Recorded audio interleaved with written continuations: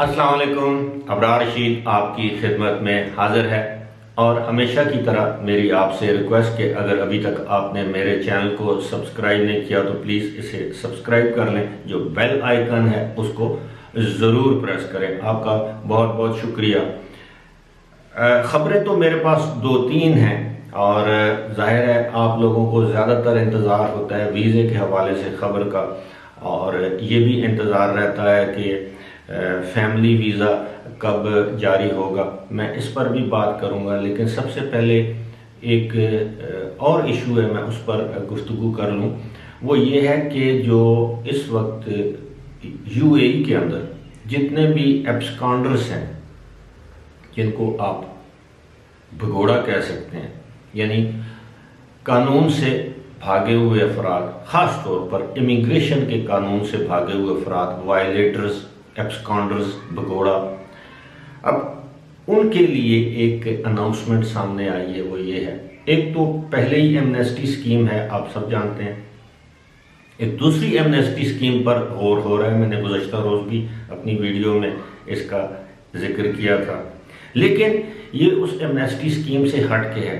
ये उन लोगों के लिए है, मिसाल के तौर पर कोई शख्स है, उसकी दुकान है, उसका कोई भी कारोबार है और उसने किसी एब्सकॉन्डर, भगोड़े या वीज़ा वायलेटर को नौकरी पर रखा हुआ है, तो वो गैर कानूनी तस्वर होगा और इस ज़म्न में उस शख्स, उस दुकान या उस कारोबारी इदारे पर 50,000 दरम जुर्माना भी हो सकता है और 2 महीने कैद की सज़ा भी हो सकती है। और अगर वो भगोड़ा, एब्सकॉन्डर, इन्फिल्ट्रेटर है, यानी मिसाल के तौर पर वो किसी दूसरी रियासत, ओमान वगैरह से बगैर वीज़े के दाखिल हो के आया है, उसके पास कोई कागजात नहीं है, तो आप पर 1 लाख दरम जुर्माना और तकरीबन 6 महीने कैद भी हो सकती है। अब इसका हल क्या है?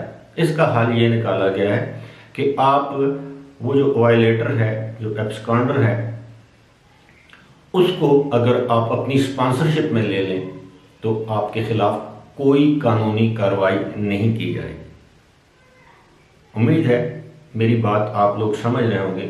मिसाल दोबारा दोहरा देता हूं कि अगर एक शख्स, मिसाल के तौर पर मेरे पास कोई गैर कानूनी शख्स काम कर रहा है और छापे के दौरान जो पकड़ा गया है, जिसने शिकायत कर दी, वो पकड़ा गया, तो मुझ पर 50,000 दरम जुर्माना हो सकता है, 2 महीने की कैद की सज़ा हो सकती है। लेकिन मैं फौरी तौर पर उस शख्स का स्टेटस चेंज करने के लिए अपनी स्पॉन्सरशिप में उसको ले लूँ।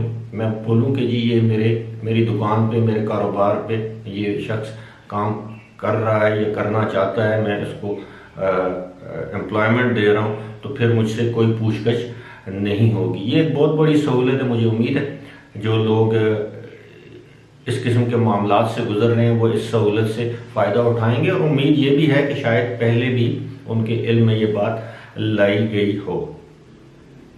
अब आते हैं विजिट वीज़े। अब विजिट वीज़े की सूरत हाल ये है मेरे भाइयों कि ये मामला इतना आसान नहीं है जितना इसको समझ लिया गया था, और मैंने गुज़श्ता रोज़ 2 वीडियोज़ इस पर की थी, और अब ये इम्कान ज़ाहिर किया जा रहा है कि शायद दिसंबर के महीने में किसी वक्त भी ये वीज़े खोल लिए जाएंगे। ख़ास तौर पर जो एम्प्लॉयमेंट वीज़े हैं, जो वर्क परमिट हैं, और या जो विज़िट और टूरिस्ट वीज़े हैं। रेजिडेंस वीज़े शायद ना खोले जाए।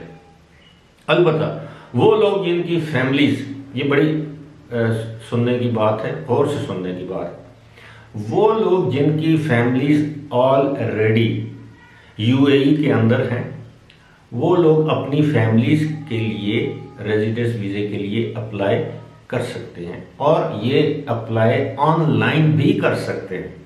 सिर्फ मुतल्लिका शख्स को ये बताना होगा कि वो किस कंपनी में काम कर रहा है, उसकी कितनी तनख्वाह है, कहाँ पर वो क़याम कर रहा है। That's all you need.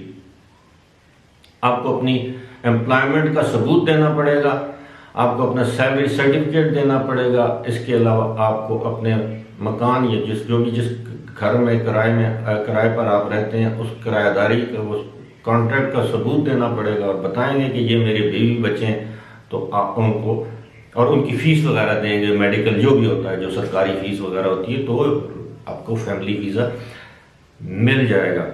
अब इसके अलावा जो लोग ये पूछते हैं कि जी एम्प्लॉयमेंट वीज़ा, वहाँ पर आप स्टेटस चेंज करवा सकते हैं बशर्ते कि आपको मुलाजमत मिले। अब जाहिर है स्टेटस चेंज आप तभी करवा सकेंगे जब आपको आगे मुलाजमत अवेलेबल हो, जब आपके पास अपॉइंटमेंट लेटर होगा, वो ऑफर लेटर जो भी आप उसे कह लें, जब होगा आप जाएंगे तो आपका स्टेटस चेंज कर दिया जाएगा, बेशक आपका वीज़ा विजिट या टूरिस्ट ही क्यों ना हो। लेकिन वायलेटर स्टेटस चेंज नहीं करवा सकते। जिन लोगों का वीज़ा एक्सपायर हो चुका है 2 महीने 3 महीने पहले, वो अपना स्टेटस चेंज नहीं करवा सकते उस वक्त तक जब तक कि वो यूएई को छोड़ ना दें और दोबारा वापस ना आ जाए।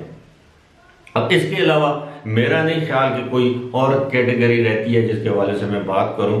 अलबत्ता मेरी एक मरतबा फिर दरख्वास्त होगी उन लोगों से कि जिनको दोबारा गवर्नमेंट ने एक मौका दिया है 31 दिसंबर का, वो इस मौके से भरपूर फ़ायदा उठाएं और 31 दिसंबर से पहले यूएई को छोड़ दें। दूसरी बात मैंने की थी कि 1 मार्च 2020 के बाद भी जिन लोगों के वीज़े एक्सपायर हो चुके हैं और जो गैर कानूनी तौर पर वहाँ पर मुकीम हैं, और उनको भी उनके लिए भी कोई ऐसी स्कीम मुतारफ़ करवाई जा रही है। अनकरीब आप मेरी ये वीडियो याद रखिएगा, अनकरीब एक ऐसी स्कीम मुतारफ़ करवाई जा रही है जिसमें उनको भी एक एमनेस्टी दी जाएगी, ख़ास अरसा दिया जाएगा। मुमकिन है मार्च तक अरसा दिया जाए, मुमकिन है अप्रैल तक दिया जाए, जून तक दिया जाए, 31 दिसंबर तक दिया जाए। उनको भी मोहलत दी जाएगी ताकि उस मोहलत से फ़ायदा उठाते हुए वो अपने अपने ममालिक में वापस जा सकें।